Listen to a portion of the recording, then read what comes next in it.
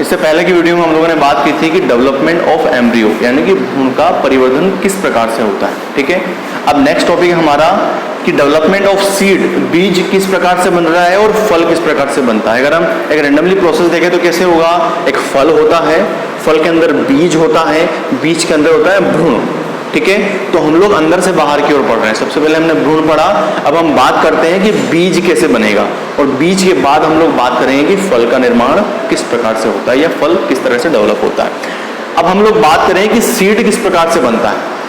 अंदर की process complete हो चुकी है, बीजांड बन चुका है, ठीक है, सॉरी भ्रूण का निर्माण हो चुका है। भ्रूण किस प्रकार से होगा आप लोग देख चुके हैं, युग्मनज से डिवाइड होकर के भ्रूण बन रहा है। अब बात करते हैं जो बीजांड होता है, वो बीजांड किस प्रकार से, यानी कि जो अन्य संरचनाएं होंगी, बीजांड है, बीजांड का आवरण होता है, बीजांड द्वार होता है, नाभिका होती है, निभाग होता है, या बीजांड काय होते हैं, आवरण होते हैं, ये सब उनके बाद इसका फ्यूचर क्या होता है, निश्चय हो गया, भ्रूण बन चुका है, लेकिन इनका फ्यूचर क्या होगा, ये आगे की संरचना में कन्वर्ट होते हैं।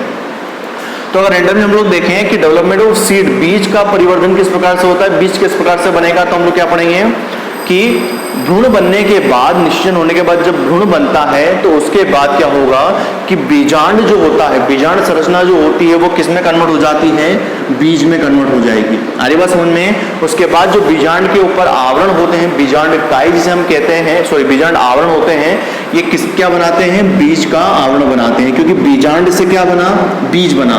बीजांड के आवरण क्या बनाएंगे, बीज के आवरण बनाएंगे। अब बीज के आवरण दो प्रकार से होते हैं, एक बाहरी आवरण, एक आंतरिक आवरण। बाहरी आवरण जो होगा वो क्या कहलाएगा, टेस्टा, जो कि फल का बाहरी आवरण बनाएगा, सॉरी बीज का बाहरी आवरण बनाएगा।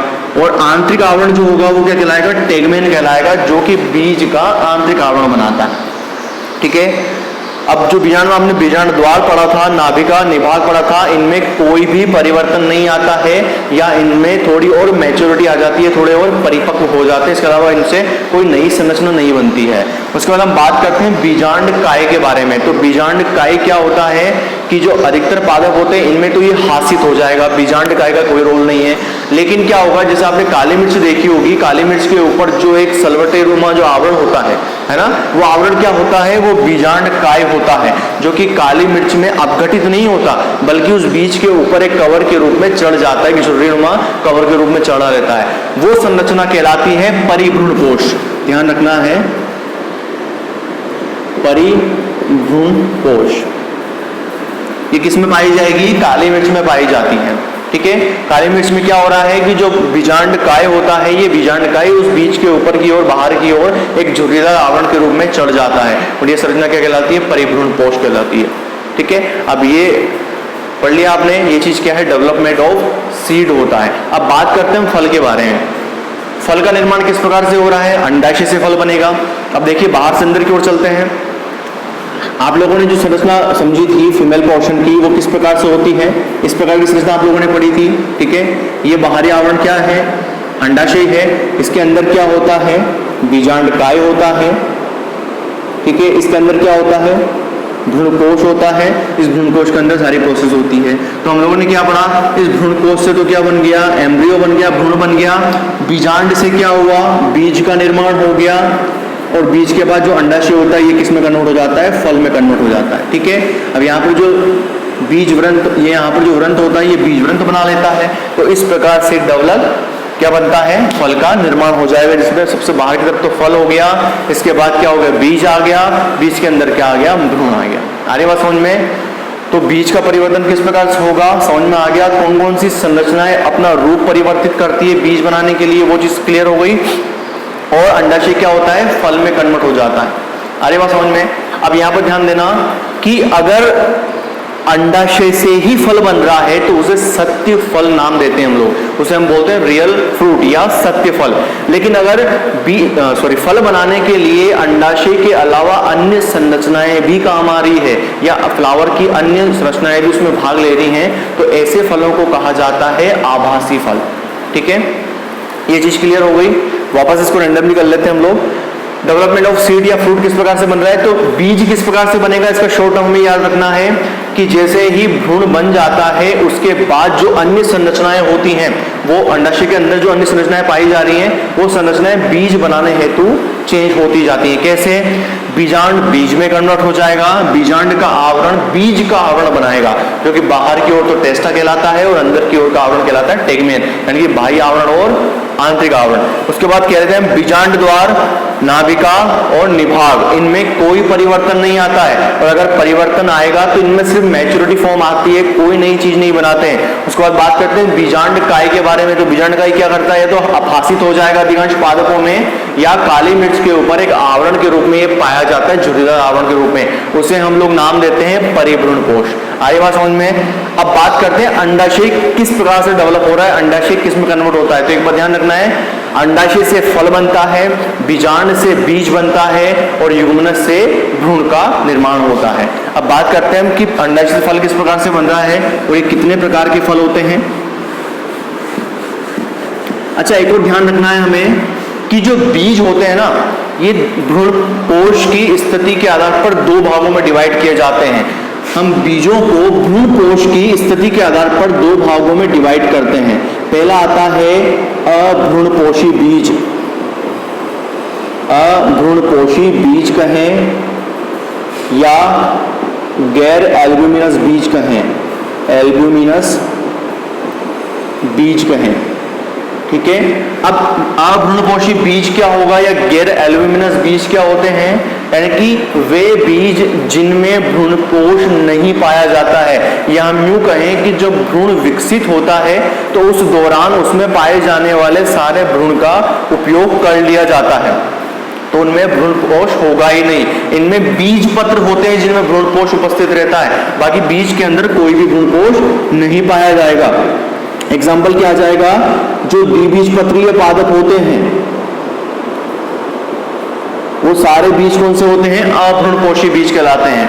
किन्हें कहेंगे हम अभ्रूणपोषी या गैर एल्ब्यूमिनस बीज, के वे बीज जिनमें भ्रूणपोष नहीं पाया जाता है, यानी कि उनमें जब भ्रूण का परिवर्तन हो रहा होगा तो वो भ्रूण उस सारे भ्रूणपोष का उपयोग अपने विकास के लिए कर लेता है, तो भ्रूणपोष की उपस्थिति नहीं होती है। और अगर भ्रूणपोष होगा तो कहाँ होगा, बीज पत्रों में होता है। आगे बात समझ में। एग्जाम्पल क्या आ जाएगा, जितने भी द्विबीजपत्रीय पादप हैं वो सभी इसी में होते हैं, क्योंकि द्विबीजपत्रीय पादपों में क्या होगा, जब पौधा बाहर निकलता है तो उसमें बीज पत्रों की उपस्थिति देखी जाती है। दूसरा क्या आ जाएगा, भ्रूणपोषी बीज, भ्रूणपोषी बीज, या हम इसको कह सकते हैं एल्ब्यूमिनस बीज, एल्ब्यूमिनस बीज। अब इसका उल्टा हो जाएगा, इसमें उसमें क्या था, भ्रूणपोष नहीं है तो इसमें पाया जाता है, तो हम क्या लिखेंगे कि ऐसे बीज जिनमें भ्रूणपोष पाया जाता है, यानी कि जब भ्रूण का विकास होगा तो वह पूरे भ्रूणपोष का उपयोग नहीं करता है, भ्रूणपोष उसमें कुछ मात्रा में रह जाता है, ऐसे बीज क्या कहलाएंगे, भ्रूणपोषी बीज या एल्ब्यूमिनस बीज कहलाते हैं। इनका एग्जाम्पल क्या आ जाएगा, जो एक बीजपत्रीय पादप हैं वो सारे एक बीजपत्रीय पादप किन में रखे जाते हैं, भ्रूणपोषी बीज के अंतर्गत आते हैं। तो डिवाइडेशन समझ में आ गया आपको कि जो भ्रूणपोषी बीज क्या होंगे और अभ्रूणपोषी बीज क्या होंगे। भ्रूणपोषी बीज यानी कि ऐसे बीज जिनमें भ्रूणपोष होगा, और अभ्रूणपोषी यानी कि जिनमें भ्रूणपोष नहीं पाया जाएगा। क्लियर। तो ये टॉपिक तो हो गया हमारा डेवलपमेंट ऑफ सीड। अब बात करते हैं डेवलपमेंट ऑफ फ्रूट के बारे में, यानी कि फल का विकास किस प्रकार से होता है।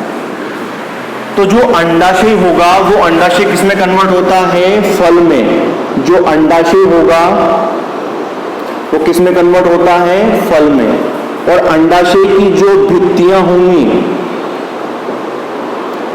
अंडाशय की जो भित्तियां होती हैं वो क्या बनाती हैं, फल की भित्तियां बनाती हैं।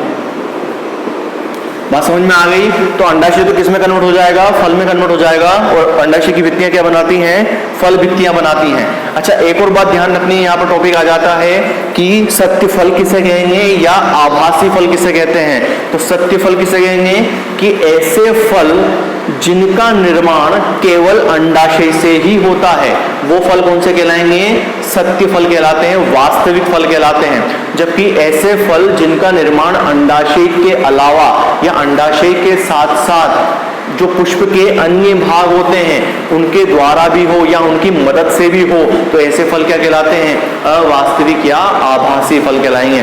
बात समझ में आ गई। अच्छा, एक और चीज है कि फल का निर्माण हो गया, बीज का निर्माण हो गया। लेकिन कई बार क्या होता है कि अंडाशय कब तक फल में कन्वर्ट नहीं होगा, जब तक कि निषेचन नहीं हो जाता है।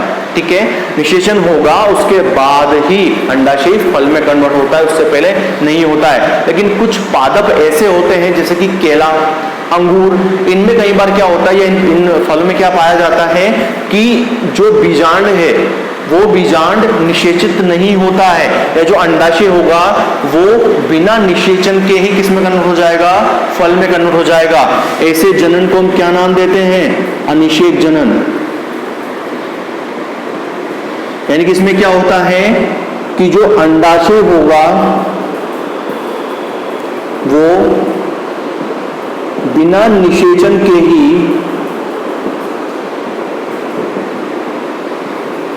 फल में बदल जाता है।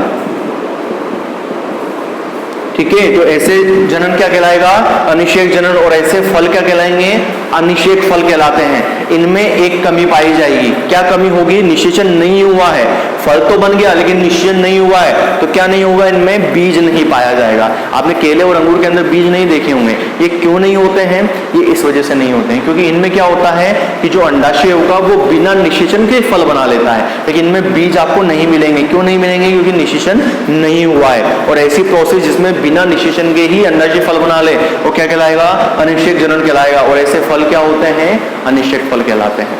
बात समझ में आ गई आपको?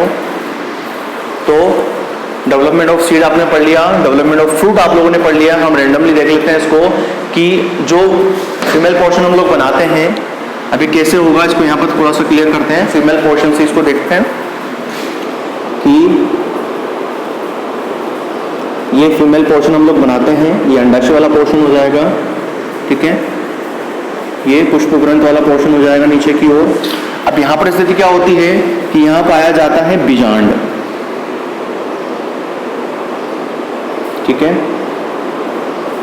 यहां होता है बीजांड, बीच में होता है बीजांडकाय और यहां पर होता है भ्रूणकोश। अब देखिए हम लोगों ने क्या पढ़ा था कि यहाँ पर परागकण अंकुरित होगा, निषेचन होगा, निषेचन होने के बाद जो अंदर की ओर का जो एरिया होगा ये तो क्या बना लेता है, एम्ब्रियो बना लेता है, भ्रूण बना लेता है। ठीक है, उसके बाद जो ये बीजांड है ये किस में कन्वर्ट हो जाएगा, बीज में कन्वर्ट हो जाएगा। आगे बात समझ में। उसके बाद क्या होगा, ये जो अंडाशय है ये क्या बना देता है, फल का निर्माण कर देगा और ये ऊपर की संरचना अपहासित हो जाती है। ठीक है, और नीचे का जो पुष्प व्रंत होता है ये बीज व्रंत बना लेगा। तो इस तरह से एक बीज प्रारूपिक फल हमें मिल रहा है। इसके ऊपर की तरफ तो क्या है, बीज है जो किससे बना है, अंडाशय से बना है। उसको हम हटा दें तो बीज निकल के आता है। सबसे ऊपर फल है जो अंडाशय से बना है, उसके अंदर बीज निकल के आएगा जो बीजांड से बना है, उसके अंदर भ्रूण आएगा जो कि युग्मनज से कन्वर्ट होकर के बना है। पूरी प्रोसेस कंप्लीट हो गई आपके। तो इस तरह से इनमें डेवलपमेंट ऑफ सीड और फ्रूट का डेवलपमेंट इसमें देखा जाता है। क्लियर? मिलते हैं अगली वीडियो।